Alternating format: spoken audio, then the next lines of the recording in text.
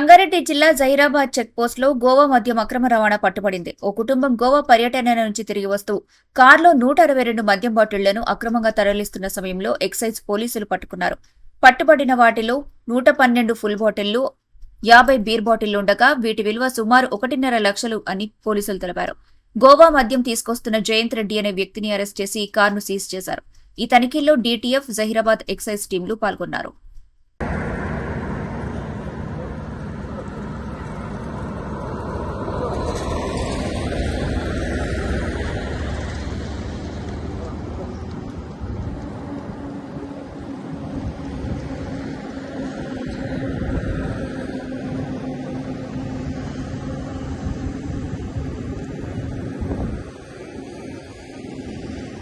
మరిన్ని అప్డేట్స్ కోసం మా ఛానల్ని సబ్స్క్రైబ్ చేయండి.